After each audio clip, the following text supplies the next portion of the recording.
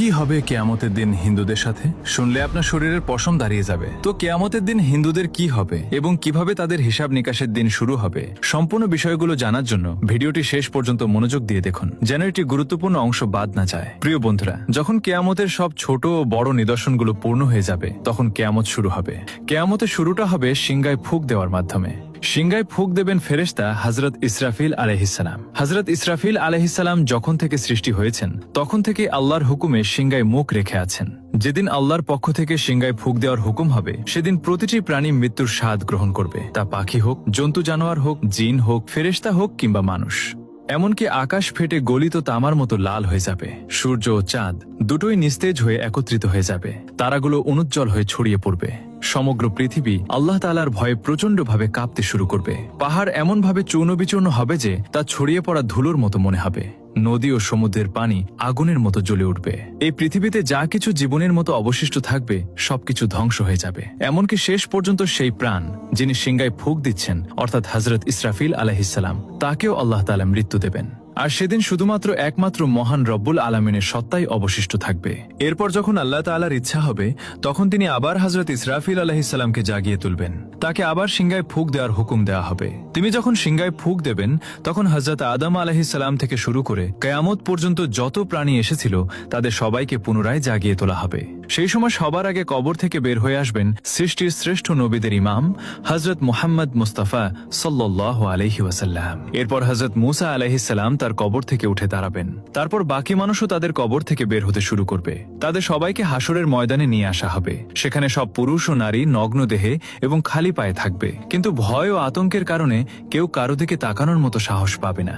কারণ হাসরের ময়দানে সূর্য 10 গুণ বেশি তীব্র হবে। প্রত্যেকে মনে করবে যে সূর্য পৃথিবী থেকে মাত্র কয়েক গজ দূরে রয়েছে। তীব্র রোদের কারণে মানুষ ঘামে ভিজে যাবে। সেদিন 7 ধরনের মানুষ আল্লাহর আরশের ছায়া পাবে। নবী সাল্লাল্লাহু আলাইহি ওয়াসাল্লাম বলেছেন, রোদ আর তৃষ্ণার কারণে মানুষ ছটফট করবে। কেউ কারো অবস্থা জিজ্ঞাসা করার মতো অবস্থায় থাকবে না। এই অবস্থায় হাজার হাজার বছর কেটে যাবে। তারপর মানুষ পেরেশান হয়ে নিজেদের মধ্যে পরামর্শ করবে। তারা হযরত আদম আলাইহিসসালামের কাছে যাবে এবং বলবে, হে আমাদের পিতা, আমাদের পক্ষে এগিয়ে যান এবং আল্লাহর কাছে আরজ করুন। হে আল্লাহ, এই কঠিন অবস্থা সহ্য করা আমাদের পক্ষে কঠিন। আমাদের হিসাব নিয়ে নিন, যাতে আমরা জানতে পারি আমাদের গন্তব্য কোথায়। এই কষ্ট আমাদের সহ্যের বাইরে। কিন্তু হযরত আদম আলাইহিসসালাম তখন বলবেন, না, আমি একটি ভুল করে ফল খেয়েছিলাম, আর সেই ভুলের জন্য 300 বছর কেঁদে কেঁদে ক্ষমা প্রার্থনা করেছিলাম। হাদিসে এসেছে, সমস্ত মানুষের কান্নার আংশিক অংশের তুলনায় হযরত আদম আলাইহিসসালামের 300 বছরের কান্নার পরিমাণ ছিল 9 ভাগ। এত কান্নার পরও আল্লাহ তাআলা তার তওবা কবুল করেছিলেন। এরপর তিনি বায়তুল্লাহ শরীফ নির্মাণ করেন এবং 30 বার হজ করেন পায়ে হেঁটে। কিন্তু কিয়ামতের দিন তিনি তবুও বলবেন, না, আমি আল্লাহর সামনে যেতে লজ্জাবোধ করছি।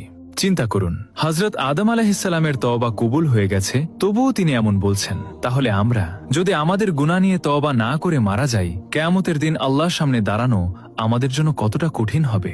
এরপর হযরত আদম আলাইহিসসালাম সবাইকে বলবেন, তোমরা হযরত নূহ আলাইহিসসালামের কাছে যাও। তখন সমস্ত মানবজাতি হযরত নূহ আলাইহিসসালামকে খুঁজতে শুরু করবে। যখন তাকে পাওয়া যাবে, তখন মানুষ তার কাছে আরজ করবে, হে দ্বিতীয় আদম, আমাদের জন্য আল্লাহর কাছে সুপারিশ করুন এবং আমাদের তার সামনে পেশ করুন।